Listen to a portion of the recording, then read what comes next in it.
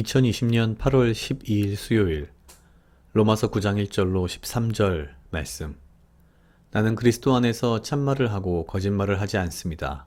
내 양심이 성령 안에서 이것을 증언하여 줍니다.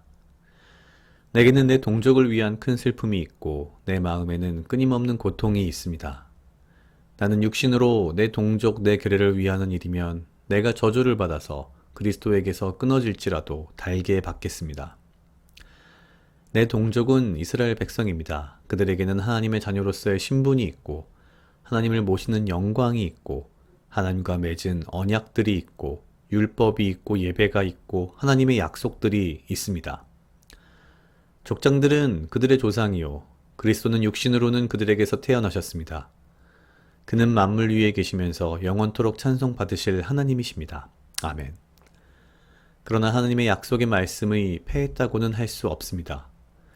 이스라엘에게서 태어난 사람이라고 해서 다 이스라엘 사람이 아니고 아브라함의 자손이라고 해서 다 그의 자녀가 아닙니다. 다만 이삭에게서 태어난 사람만을 너의 자손이라고 부르겠다 하셨습니다. 곧 육신의 자녀가 하나님의 자녀로 되는 것이 아니라 약속의 자녀가 참 자손으로 여겨주심을 받습니다. 그 약속의 말씀은 내년에 내가 다시 올 때쯤에는 사라에게 아들이 있을 것이다 한 것입니다.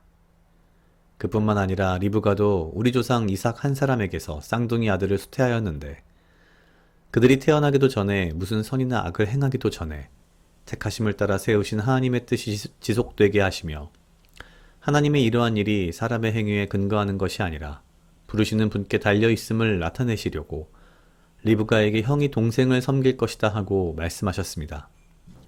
그것은 기록된 바 내가 야곱을 사랑하고 에서를 미워하였다 한 것과 같습니다. 아멘.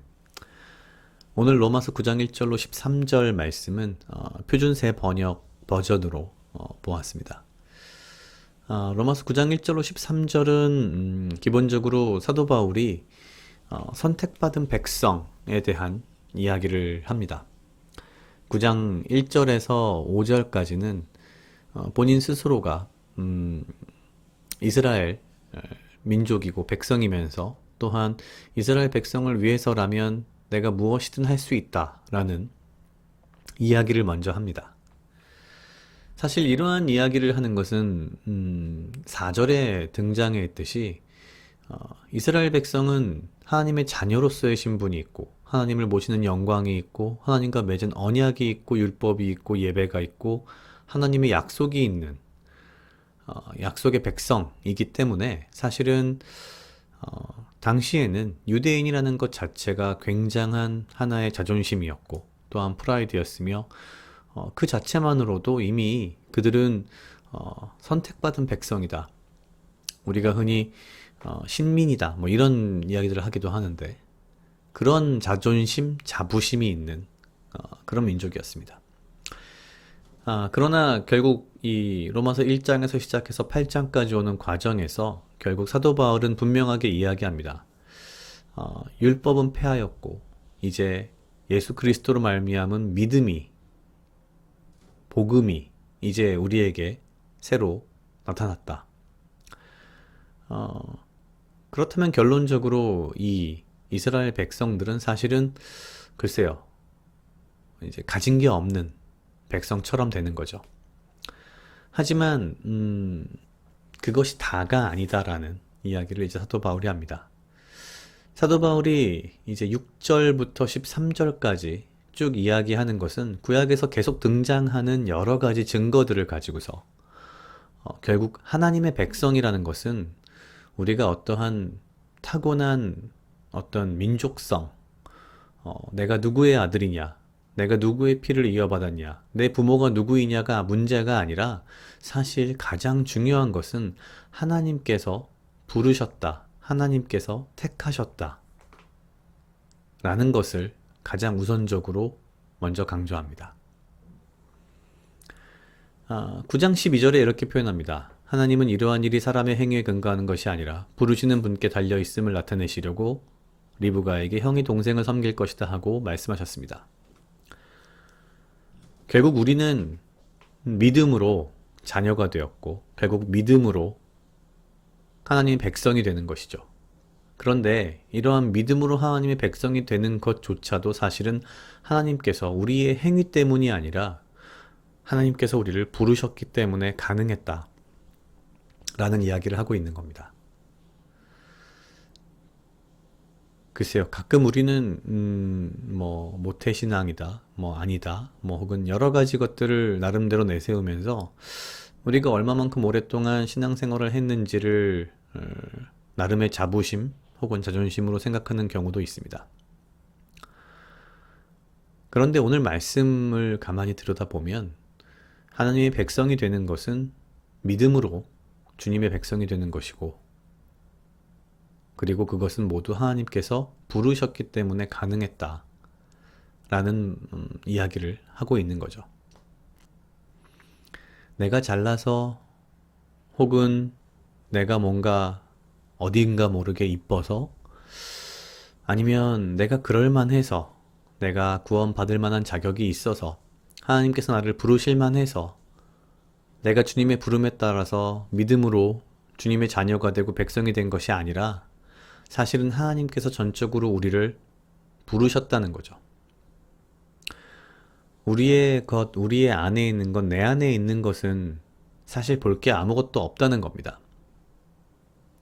모든 것은 하나님께서 부르셨다라는, 부르시는 분께 달려있다라는 것이 결국 중요하다는 거죠. 가만히 생각을 해봤습니다. 나는 무엇을 가지고서 나의 자존심, 나의 어떤 자부심으로 살아왔는가? 나의 신앙적 자부심은 무엇인가? 사실 그렇게 신앙적 자부심이 있을 만한 게 있진 않지만, 오늘 말씀을 보면서 결국 내 안에서 무언가 선한 것을 찾기보다는, 내 안에서 그럴 만한 그럴싸한 것을 찾기보다는 하나님께서 나를 부르셨다라는 그 부르심 자체에 감사하고, 그 은혜 안에 내가 들어갈 수 있음에 감사하고, 주의 말씀대로 믿음대로 내가 정말 믿음으로 살아갈 수 있도록 노력해야겠다라는 생각을 했습니다. 각자 약 2분 정도 묵상하시겠습니다.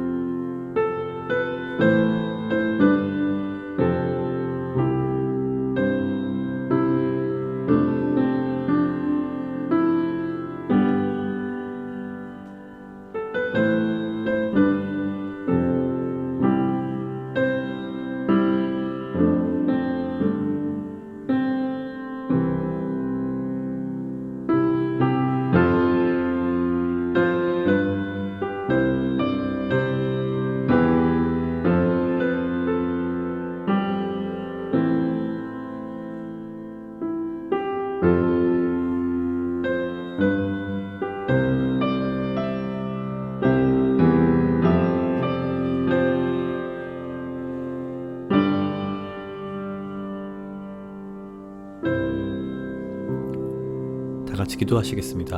하나님 아버지 감사합니다. 주여, 이 하루도 나와 동행하여 주시옵소서. 주님, 나로 하여금 사랑하게 하시옵소서. 아버지여, 나를 헤아려 하는 그 어떠한 무리들로부터 나를 지키고 보호하여 주시며, 내가 오직 주님 주시는 지혜와 명철로 이 하루를 살아가고 나에게 필요한 건강과 육체적 강건함을 허락하여 주시옵소서.